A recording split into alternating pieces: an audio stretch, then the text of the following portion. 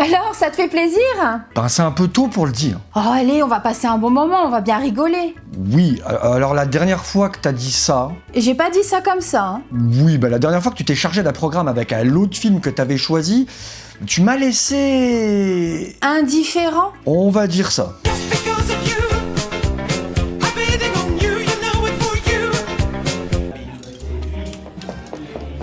Donnez-moi ça, Shirley. Asseyez-vous, je vous en fais vos potes. Oh, vous inquiétez pas, on va vous aider. J'arrive à Paris.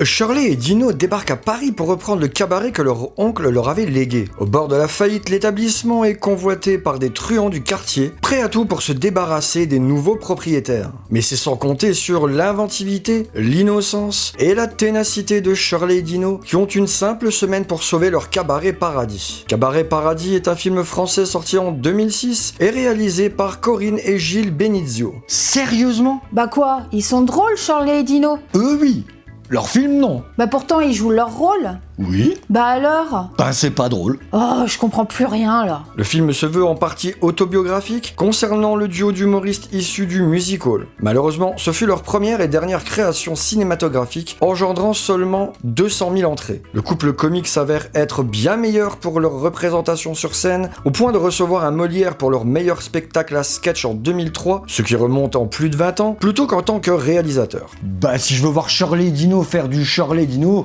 je vais voir un de leurs spectacles. Hein. Bah c'est pas le cas. Oh, puis... ça va être long. L'histoire est une succession de numéros de prestations sur scène, avec de légers interludes scénarisés, autour de tentatives de sabotage désespérées. L'humour fait à peine sourire, seulement les fans du duo et les antagonistes sont insignifiants. Peut-être aurait-il fallu montrer ce film sous forme de pièce de théâtre, tant les spectacles passés étaient mieux écrits et mis en scène pour nous faire une pseudo-intrigue fil rouge. Alors non, mais on peut pas dire qu'ils sont aussi populaires qu'avant. Hein. Ils ont quand même fait quelques pièces adaptées de grandes œuvres. La plus récente date de 2022. Je pense qu'ils ne sont pas ringards non plus. Depuis que des émissions comme celle de Patrick Sébastien ont été retirées de la télé, alors qu'on les avait découverts dedans, Shirley et Dino ont perdu de leur superbe. Faire un film autour de ces deux personnages, par ces derniers sur le papier pouvait être une bonne idée, mais l'exécution laisse tout le monde complètement indifférent. D'ailleurs, combien d'entre vous s'en souviennent, hein, pour ceux qui s'en rappellent? Mais à qui tu parles? À toi? Bon, c'est quoi le suivant? Allez, chiotte bidoute, montage caresse, ça va aller au théâtre fin de buse.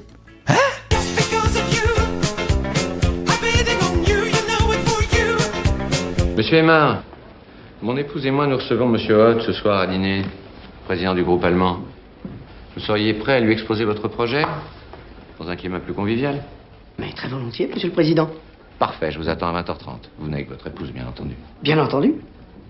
Loïc et Seb forment un couple de notables installés dans le Marais. Seb est le patron d'une boîte de nuit homosexuelle du quartier. Loïc, pour sa part, veut devenir père. Il a donné son sperme pour que, par fécondation in vitro, leur amie Marie Agut porte cet enfant. Malheureusement, elle va s'épandre d'un mystérieux Charles qu'elle invite à dîner et présenter à ses amis. Loïc et Seb prennent alors peur, ne voulant pas voir partir leur meilleur ami et essayant d'écarter cet homme qui pourrait aussi signifier la fin de la possibilité de devenir père. Pédale dure est un film français sorti en 2004 et réalisé par Gabriel Agnon. Alors là, tu peux rien dire, hein. Y a autant de monde au scénario qu'au casting. Hein. Danny Boone, Gérard Damon, Patrick Timsit, le duo Michel Larocque-Palmade, ça c'est un choix 5 étoiles. Et le tout pour un bide. Non, 2 bidets. Comment ça? Il a remporté 2 bidets d'or. Un pour le film et un pour le réal. Oh, bah pourquoi? Y a du bon monde pourtant. Alors, pas où, ou plutôt qui commencer? Très mal accueilli par la critique à sa sortie, le film ne renouera pas avec le succès du précédent opus, notamment avec la disparition de bon nombre de comédiens du premier. Le script, quant à lui, est si navrant qu'il a nécessité 4 scénaristes, dont Bertrand Blier, aux côtés de Timsit et Palmade. Ce qui paraît surprenant de la part de ce dernier, quand on voit avec quel mauvais goût et jeu d'acteur le duo Boone-Darmon interprète le couple gay, et ce n'est pas le reste des acteurs constamment dans un surjeu encore moins crédible qui rattrape le tout. La vaseline est clairement dédiée aux spectateurs qui s'indignent devant tant de médiocrité. Mais tu sais qu'ils avaient même voulu faire un Brise de Nice? C'est-à-dire?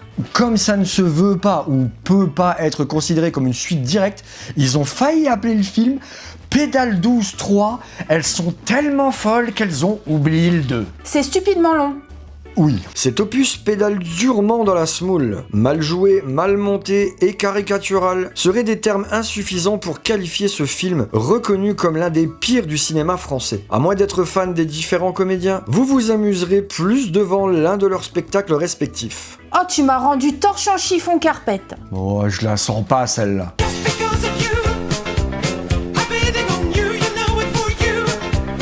Parce que moi, dans 24 heures, je suis à Las Vegas. Et là, jackpot. L'histoire, c'est plus la même.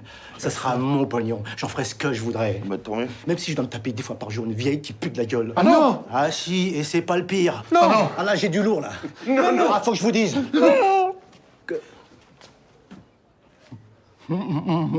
Des années après leur mésaventure et le décès de leur mère, les frères Latour sont à nouveau réunis par la défunte. Chacun est à une étape difficile de sa vie. Bernard est un comédien raté, Didier se fait passer pour un professeur de philosophie alors qu'il vend des jouets sexuels par correspondance, et Pascal vit au crochet d'une riche cougar. Accompagné de Sarah, la fille de Bernard, ils vont vivre des rencontres surprenantes tandis que de nouveaux problèmes vont les affecter. Les Trois Frères, le retour est un film français sorti en 2014 et réalisé par Les Inconnus. Mais tu vas les aimer les uns les autres, bordel de merde. Tu m'as fait quoi là? Stéphanie de Monaco. Auteuil-Neuilly-Passy, c'est pas du gâteau. Hein. Auteuil-Neuilly-Passy, tel est notre ghetto. Ah d'accord, tu vas avancer aucun argument, juste des répliques de spectacle. Je sais pas, on va voir. Viens, on descend. Bah, pourquoi faire? C'est ton destin. Se volant comme un soft reboot près de 20 ans après le précédent film éponyme, on pouvait s'attendre à une suite ratée, déshonorant tout ce qui avait fait le succès du premier film, et pour le coup, on n'a pas été déçus. Les Inconnus, alors ultra populaires par leurs sketchs, parodies et nombreux personnages devenus cultes durant les années 90, se retrouvent ici à caricaturer leur propre rôle. Trop de gags reposent sur leurs sketchs, sur scène, si ce n'est pas d'autres films et certaines tentatives d'humour voulant se démarquer, faut retomber le soufflet, tant on les anticipe. Non mais je veux dire, qu'est-ce que ça a de drôle d'entendre Bernard Campan appeler maladroitement le nom de sa fille? Vous pouvez répéter la question? Et puis cette fille de substitution là, qui se veut clairement comme une remplaçante du Michael du premier film, est détestable. Elle cherche et trouve les ennuis et du coup elle fout les Trois Frères dans des affaires sales. Oh pu... La salle. Privilégiant la nostalgie à la nouveauté, on ressort du visionnage avec un sentiment de lassitude dû au côté de redite de l'intrigue. Un produit bien calibré pour prendre le moins de risques possible quant à l'époque moderne dans laquelle il est censé s'inscrire pour se démarquer de son prédécesseur. On suit les Latour qui ont de nouveau des soucis d'argent et qui se retrouvent encore à galérer pour s'en sortir. Le jeu d'acteur est lourd, paresseux, parfois même gênant au point de rendre les personnages antipathiques. Mention spéciale à scène où Bourdon et Campan se retrouvent une nouvelle fois défoncés, mais qui manquent de patates. Sans patate. Ta gueule. Et les droits de l'homme, monsieur? Tu vas te les prendre dans la figure, les doigts de l'homme, si tu continues. Eh oh, fais gaffe à ce que tu dis. Bon, écoute, on va se calmer, hein, surtout toi. Je veux pas dire que ça a l'air ringard, mais c'est vraiment l'impression que ça donne, hein, alors que ça fait tout pour ne pas l'être. Mais il y a vraiment trop peu d'échanges et de pics vraiment comiques qui fonctionnent. Alors si même les Inconnus n'arrivent pas à rendre drôle leur propre film, il y a vraiment de quoi être inquiet pour la suite. Bon, d'accord, l'humour campe à nous berner et légitimement nous donner le bourdon. Mais c'est pas une réplique de ce... Ah oui, d'accord. Si le pari, les rois mages ou même Madame Irma peuvent vous faire passer un bon moment, en plus de voir à quel point des trois membres Didier Bourdon était le plus productif des trois, le retour des Trois Frères est doublement déceptif. D'abord parce que c'est le premier long métrage en date du trio, et ensuite pour être condensé à l'effet mode passé. Bon, vaut mieux revoir leur sketch sur scène ou petit écran. Alors moi aussi je sais faire rire. Effectivement, c'est désopilant.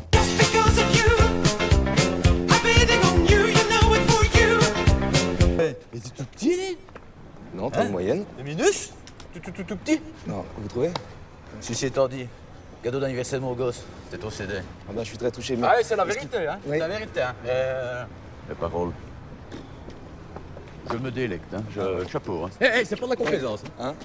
Lucas, ancienne star d'un groupe de musique, est devenu contrôleur RATP suite à la séparation du dit groupe. Mais en tombant sur le carnet dans lequel sont rédigées des paroles de chansons qui lui sont totalement inconnues et inédites, Lucas renoue avec le succès en tant que superstar solo. Alors que tout porte à croire que ces chansons sont celles de Thomas, un ami qu'il croyait disparu, ce dernier réapparaît du jour au lendemain. Lucas, n'assumant pas alors de s'être approprié le travail d'un autre, se voit obligé de lui cacher sa fortune et sa célébrité acquise depuis. Il va commettre l'erreur de demander à Francine Francis, son coloc intrusif, un comédien mime, comique raté, de prendre sa place. Incognito est un film français sorti en 2009 et réalisé par Éric Lavenne. Une comédie française avec Dubosc et Benabar qui joue l'acteur, le tout réalisé par le mec qui a fait Poltergeist.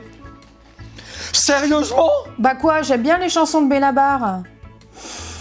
Mais c'est même pas un film autobiographique. Mais quel rapport avec les voitures? Oh putain. Incognito n'est peut-être pas aussi raté que Coco, ni aussi insultant que Cyprien, mais n'en est pas bon pour autant. S'il ne s'agit pas non plus d'un spectacle de Franck Dubosc, tout laisse à penser que l'humoriste va avoir carte blanche pour faire son show dans ses interventions. Benabar n'est évidemment pas un acteur, et l'histoire est si couseuse de fil blanc qu'on pourrait en faire un cadre pour se pendre plutôt que de s'infliger ça. J'ai jamais vu un film représenter de façon aussi cliché et caricaturée le star system du showbiz avec aucune valeur ajoutée en termes d'enjeu dans le scénario. Oui, bah c'est l'intrigue du menteur dévoilé. Mais c'est ça. C'est exactement ça. Bah tu vois, quand tu veux, t'arrives à dire des choses pertinentes. Bah je vois pas ce qui te dérange. Bah c'est que la plupart du temps, tu réponds à côté de la plaque pour essayer. Non, mais je te parle du film. Si c'est ce qui te promet, qu'est-ce qui te dérange?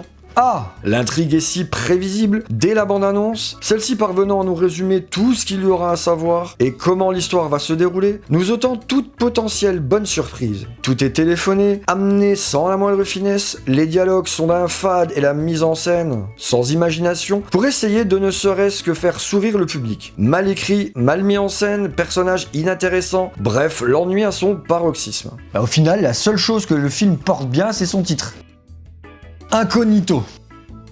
Pourquoi? Bah c'est le sentiment qu'on a et l'effet qu'il aura sur notre mémoire. Aussitôt vu, aussitôt oublié. J'imagine que là, tu vas encore recommander d'aller voir un spectacle de Dubosc ou un concert de Benabar au lieu de s'infliger ça. Non, enfin oui, mais pas seulement. Parce qu'en fait, je recommande plus de liker, commenter et partager la vidéo si elle vous a plu. Abonnez-vous pour le référencement, c'est super important. Et si vous voulez soutenir financièrement la chaîne, vous avez le bouton rejoindre et le Tipeee. Mais à qui tu parles? Bon, t'as quoi pour finir?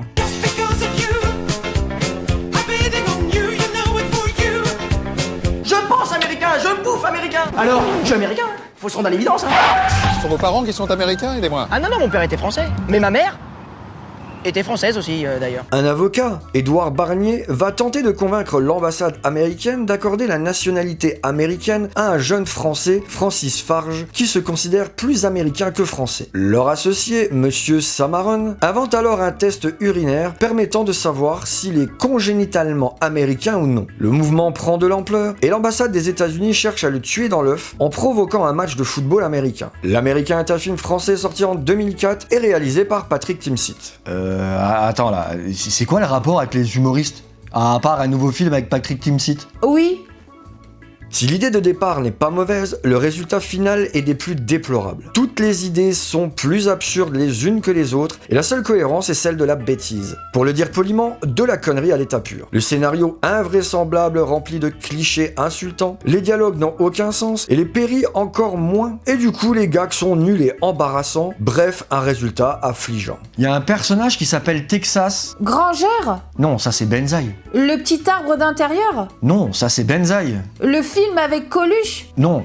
Enfin, si. Enfin, bref. La façon d'obtenir la nationalité, elle passe par des méthodes tellement ridicules qu'on se demande si l'avocat, il a pas en fait pris des cours de droit avec les Sarkozy. Avec qui? Non mais tu te fous encore de moi? J'avoue. À croire que Timsit, en tant que scénariste, en plus d'être réalisateur pour son 3e long métrage, a eu cette idée en n'ayant que des brides de cours en histoire géo et a pris la nationalité pour les nuls. On voudrait faire une confrontation éthique entre France et Amérique, entre Arsène Lupin et Buffalo Bill, même parodique, qu'on n'y arriverait pas. On ne sait plus si on bâche les États-Unis ou si on se moque de la France à tel point qu'on finit simplement par se demander ce qu'on regarde. C'est pas vraiment l'American Dream.